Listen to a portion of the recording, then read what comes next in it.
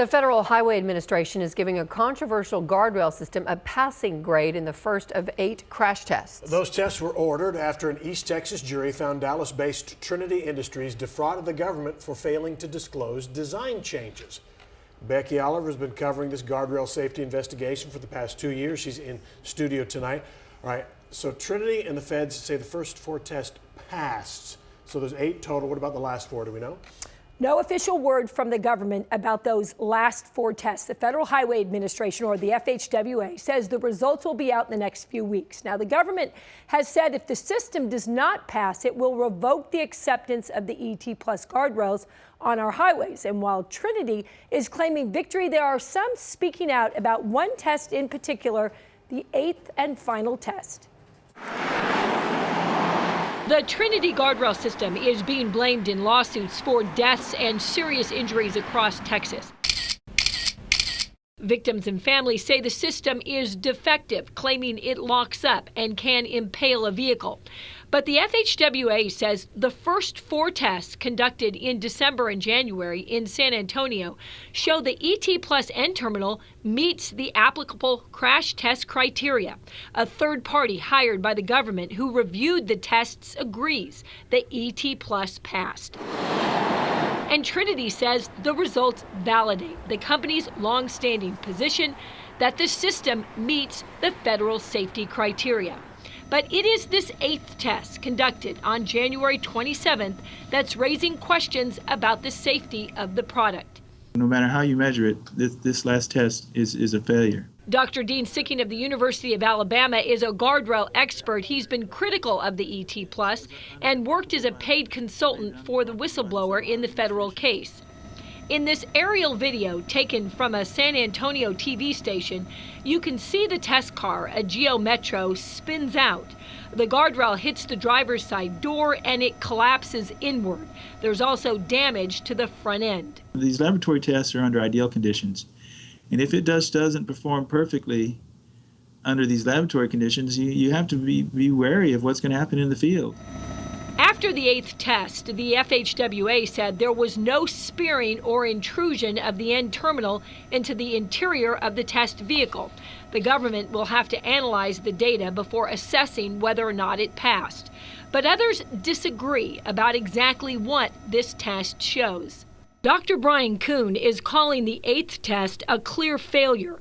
Kuhn is a guardrail expert who testified for the whistleblower. He's filed a declaration in federal court stating from his review, the guardrail buckled and began violently penetrating the occupant compartment. He says the test criteria states intrusions into the occupant compartment that could cause serious injuries should not be permitted. Kuhn also states that these tests involving a flared ET that were introduced at trial and that 8th test are both similar to failures occurring on the nation's roadways. Trinity claims those flared tests were an experiment on a completely different system. Nobody wants to be in that vehicle if they hit that terminal. Whistleblower Josh Harmon has raised questions about the tests from the beginning. He believes they should have been open to the public, and outside experts should have been able to measure all of the devices tested. Watch the head as it knees over. Trinity has stopped shipping the ET Plus. Texas is one of at least 30 states which have stopped using it on new installations. Harmon says that's not enough. He wants them replaced. If they pass that test, then any terminal can be on the roadway.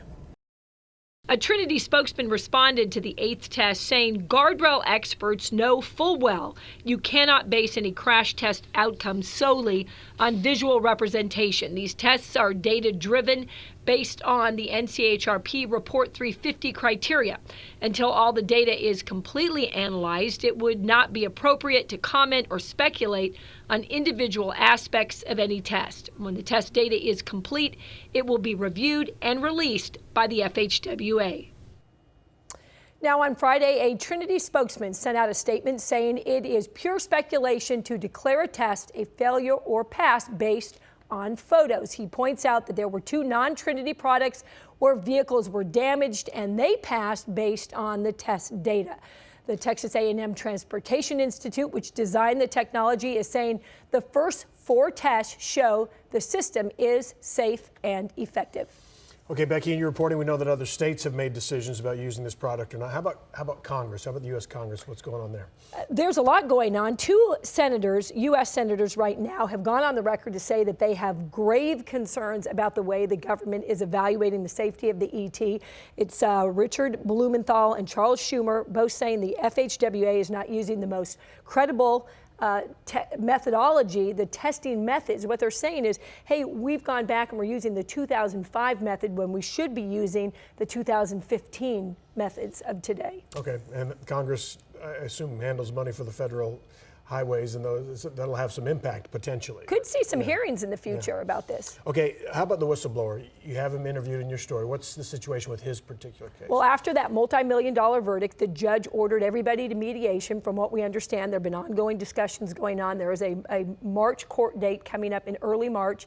We'll keep you posted. Hopefully we'll hear something then. Okay, and more when the actual results. Absolutely, on those last and these next 4 results should be out in the next couple weeks. Okay, Becky, thanks.